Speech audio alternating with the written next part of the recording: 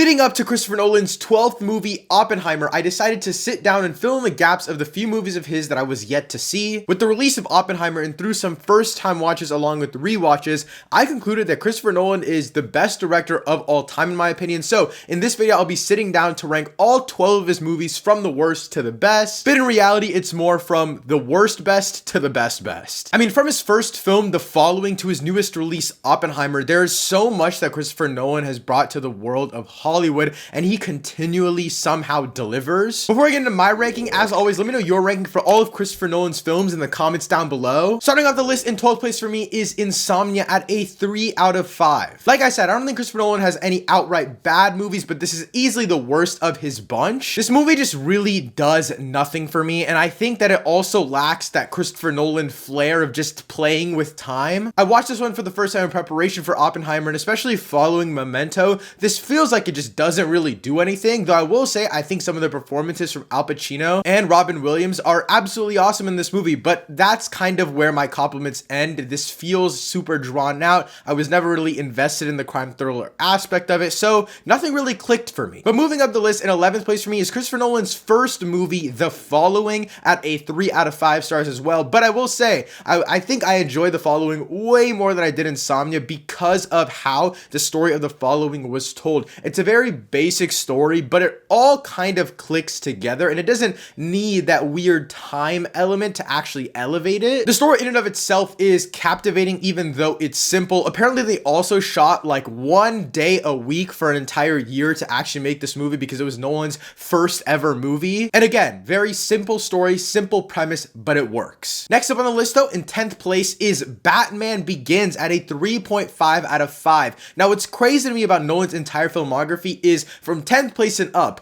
this man has made 10 movies that are a 7 out of 10 or higher. And spoiler alert, this is the only 7 out of 10 movie because from 9th place and up, they're all 4 out of 5s or higher. But again, 10th place, Batman Begins, 3.5 out of 5. This is the beginning of Nolan's Batman trilogy, and though I do think it is the weakest of Nolan's Batman movies, that is not to say it's bad in any way because the other two movies have basically defined the comic book genre for years to come. I think production-wise, this is one of the better movies that Nolan has made, but I will say story-wise and just being a fan of comic book movies first and superheroes first, this movie didn't really scratch that itch for me because obviously it does feel more of like a crime thriller than it does a Batman film. And if that's what you like, that's what you like. I mean, The Dark Knight is one of my favorite movies ever made, one of my favorite Christopher Nolan movies, and that's primarily a crime thriller at the forefront as well. But I think that movie uses the comic book lore more than Batman Begins. But my favorite part of Batman Begins is the fact that there's so many practical effects, but also that Christian Bale actually feels like Batman. And I think that's one of the pros to also having a slower story, which, like I said,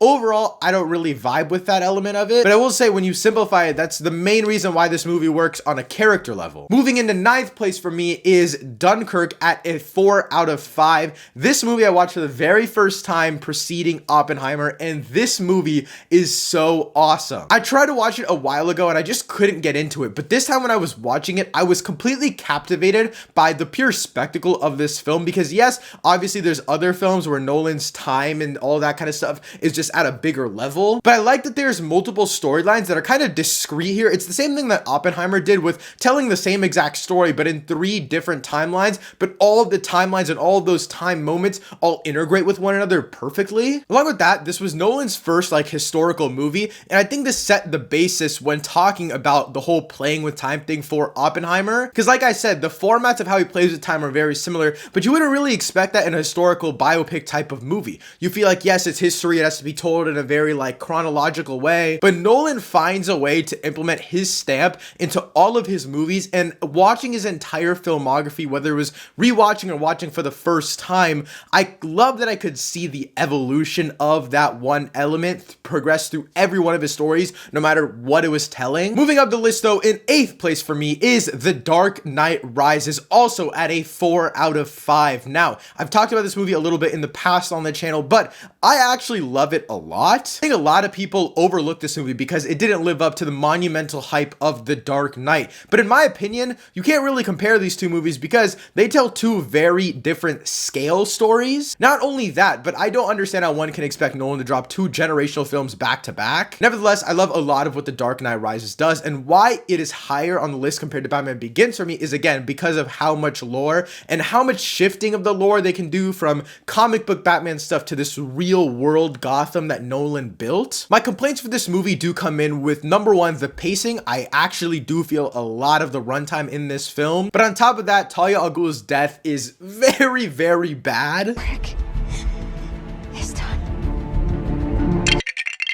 And finally, the fact that Bane, yes, he is very brooding, but I don't really feel as if his message sits with me as much. Maybe it's because the Joker was such an amazing villain and I'm doing this inherent comparison thing in my mind, but even Scarecrow and Ra's al Ghul in the first movie, they feel like they have a deeper cut message rather than Bane just being like a brute force. But then, getting into 7th place for me is Memento at my first 4.5 out of 5 movie for Nolan. And I watched this movie for the first time before Oppenheimer, and it absolutely blew my mind. I mean, this is the movie that everyone talks about when they first say Christopher Nolan messes around with time. You think of Memento, you think about the black and white to color sequences, you think about this very unique storytelling that really no other director has done. And yes, I was very confused, and yes, I had to watch a breakdown video after, but I absolutely loved it. I love the way that they are able to tell this story and still keep it like slightly ambiguous in terms of how confusing it gets, but also you still understand every single message and motive behind the film. Obviously, the lead, Guy Pearce, is really great, but Carrie-Anne Moss was absolutely phenomenal. I had no idea she was in the movie, and she popped up on screen, and every single scene that she was in absolutely blew me away. I'm also really happy I knew little to nothing about this movie going in. I had none of the twists or turns spoiled for me. It was just an amazing experience. But my favorite thing about this movie is the way that the Polaroids are used. Obviously, that's a very integral part of the main character remembering things, but that like Polaroid thing and seeing that progress throughout the movie and being able to keep track of all of the things that our short-term memory character is knowing, it's so interesting to be able to follow that. But in 6th place for me, and I think this is going to be my hottest take of the video, is Tenet at a 4.5 out of 5 stars. Tenet was one of the first movies that I reviewed on the channel. If you saw that video, I'm so sorry, but Tenet is so amazing in my opinion. I did rewatch it before watching Oppenheimer because I kind of wanted to talk about it even more, but I love this film so much. And guess what? I've seen it 4 times. I still don't think I fully understand it, but that's the beauty of the film. I love that it has these emotional deep cut impacts of time and free will and just understanding your place in this world, even when it comes to World War III. But at the same time, a very ambiguous story with, yes, many plot holes is still being told. It's still an enjoyable action time epic. Now, my only problem with this movie and why I think it kind of has that big separation between Nolan's top 5 movies is just because the character work in this film is very, very mediocre. And I felt that very heavily when I first watched Tenet the first like 2 times with John David Washington as the protagonist, because yes, John David Washington gives a great performance, but the character himself feels very, very shallow. But even movies like Inception, though they have limited character work, there's so many more characters that it kind of makes up for it. Whereas Tenet, there's one main character, you have one side character, and none of that stuff is really fleshed out at all. But again, Tenet, I've seen it 4 times. I still don't fully understand it, but I still love it. But before we get into my top 5 favorite Christopher Nolan movies, let me know your ranking for all of his movies in the comments down below. But in 5th place for me is Inception. This coming in at a 5 out of 5, and yes,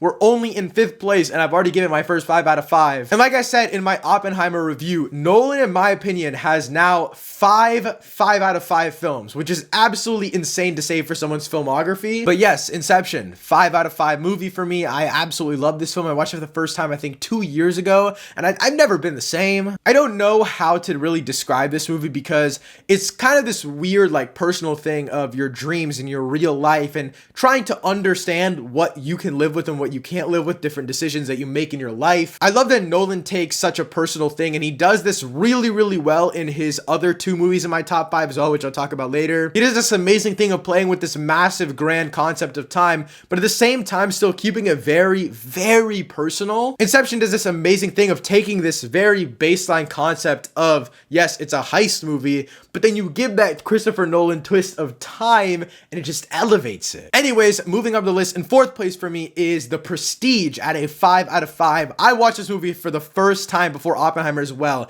and this movie was it wasn't life-changing in like a personal way, but just in terms of a film that I watched, like it blew me away. I'm not gonna spoil the twist because I had no idea what was coming in that last like 10 minutes of this film, but it was insane. I still just can't fathom that this movie exists. This and third place are very close to me. I think third place just is a little bit more elevated on a personal side because The Prestige is more telling a story of other people where yes, there's themes that you can connect to about overworking yourself and honestly just being super overindulged in your work. And I think that passion is something a lot of people can relate to, but at the same time, it doesn't get as personal as his top 3 films in my opinion. I would also say the performances in Nolan's top 4 movies are some of the best like of all time. I mean, you have Hugh Jackman and Christian Bale in The Prestige, and this pairing, this dynamic duo of, I mean, yeah, they're a dynamic duo at first, but they fall apart. It's this story of these two magicians just basically trying to get back at each other for the rest of their lives. It's an epic scale story that feels like an hour long, but feels like it also tells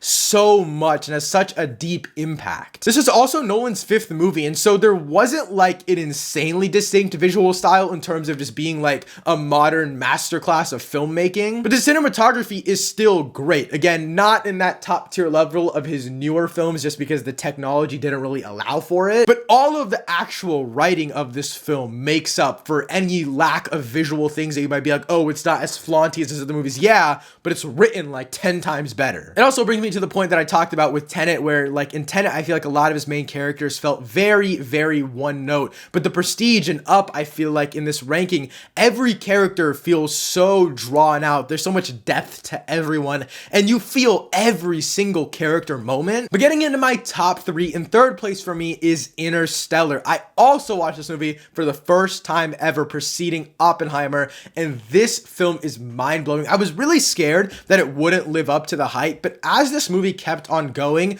my mind just feel like it started to rip apart, and I was just absolutely in awe of what was happening. I think what hits about this movie so much is the fact that yes, it's like this giant space odyssey movie, and I'll talk about the visuals in a second, but the fact that it's a giant space odyssey and you're traveling the universe, but at its core, it's still about a man and his daughter. I think that's why it hits so hard. It's all about family, even though it's such an epic and grand story. And like I've been saying throughout the entirety of this video, Nolan knows how to keep a story so big and make it feel so existential and godlike, but also keeping it personal and keeping this amazing core that everyone can relate to. I think a lot of times there also is that perception of Nolan as a lot of style over substance, but I think this movie proves the exact opposite in that the writing of this film just feels so heartbreaking. Every character revelation, every moment, every interaction, it feels like there's depth and weight to it. And I think Interstellar, on top of being such a great character movie, elevates the visual element so much because yes, it is a space odyssey. It is massive and you feel that scope, but you also feel it being so big yet so small all at the same time. The final 10 minutes of this film are absolutely riveting, and I know a lot of people don't really like it or people are actually split on it, but the ending feels like the perfect culmination of such an epic film. This movie is what, like 2 hours and 45 minutes long or something like that, just under 3 hours. It's an epic movie in all like aspects, right? But the thing is, it actually makes it feel like it's worth being epic. Any filmmaker can make a 3-hour movie with the big budgets that they get, but when you can actually make a movie feel epic but also personal, movies that I think of when I say that is one being Oppenheimer, but another also being something like Babylon. You have these big epic scaled movies that also have this personal touch that make the epic scale worth it, make sitting in that movie theater or sitting in front of that TV for 3 hours actually feel like it was worth every single second. Interstellar is this massive space odyssey, but it still feels like the perfect personal story. But moving up the list, in second place for me is the newly released Oppenheimer, also sitting at a 5 out of 5. This film is absolutely spectacular. You can check out all of my full spoiler-free thoughts. It'll be linked up here in the description down below. But starting off with the whole time thing, this is a historical biopic, but like the basis of Dunkirk, it's not telling an action element of a war within 3 different storylines, but here it's telling a historical political drama through 3 different storylines while it all culminates into one peaking moment by the end of the film. That again, this film is 3 hours long, Nolan's longest film, but that use of 3 different storylines peaking at the end makes everything feel so epic and makes it feel like, yes, this long-awaited journey was 100% worth it. On top of that, Nolan's choice for the cast in this movie is phenomenal. Every single role in this movie is stacked. But obviously, your main performances in this movie, you have Florence Pugh, Matt Damon, Emily Blunt, Robert Downey Jr., and of course,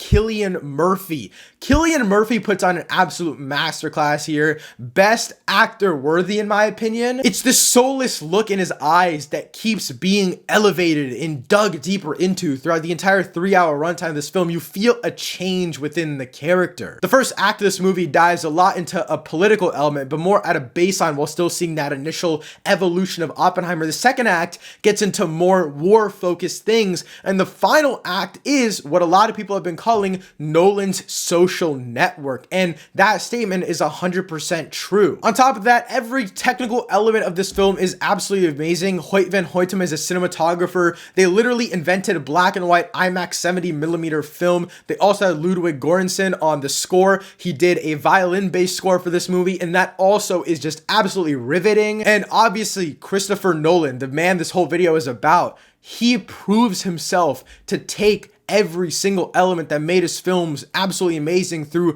this amazing career that he's had, and he puts it into one movie. He culminates everything that he has made, everything that he has learned, everything that he has invented to make this one masterpiece. But with that being said, my number one, my favorite movie from Christopher Nolan is The Dark Knight. Again, a 5 out of 5, 10 out of 10. Perfect movie. And this is also my favorite movie of all time. The Dark Knight I've seen over 15 times in my entire life. I watched this movie the first time, I think back in 2011 when Dark Knight Rises came out, and I was seeing a bunch of Batman Dark Knight Rises promotion going on, and I was like, I want to watch this. And then I saw the fact that Joker was in one of these Batman movies. I was like, I need to check this out. And that changed my life. This film is generational, not only for me, obviously, but for the comic book movie genre as a whole. As you guys can tell, I'm a comic book movie fan first. I love the comic book movie genre. I love all things superheroes, whether it's comics, TV shows, movies, and The Dark Knight is just the most probably influential piece of media for comic book movies ever. I think what elevates this movie above all other comic book movies, but also other Christopher Nolan movies, is that yes, it's a crime thriller movie, and no, it doesn't like play with time in any way or anything like that. And yes, I love when Christopher Nolan does that,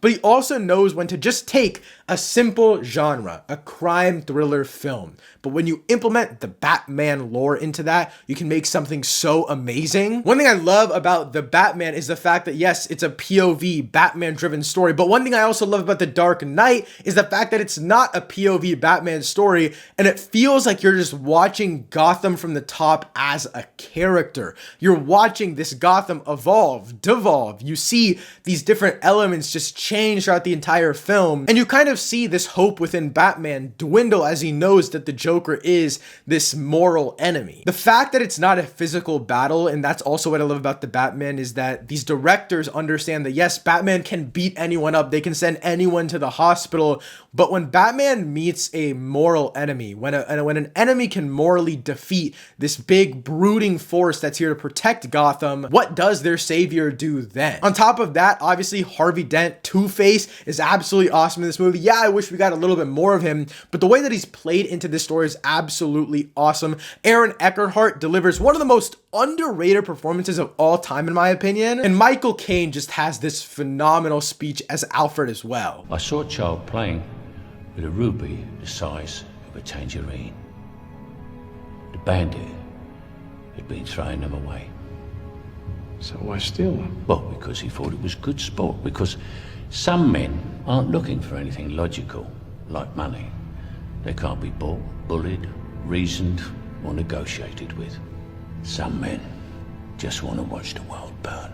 I don't know how much I can really talk about The Dark Knight because I feel like I'm just biased. I've seen this movie so many times and it's been such a monumental part of my life that I just love it. But guys, that wraps up my ranking for all 12 of the Christopher Nolan movies. Again, please let me know your ranking of all 12 of these movies in the comments down below, and hit the subscribe button so you don't miss any time I upload a video or I go live. Thanks so much for watching. I'll see you next time. Peace.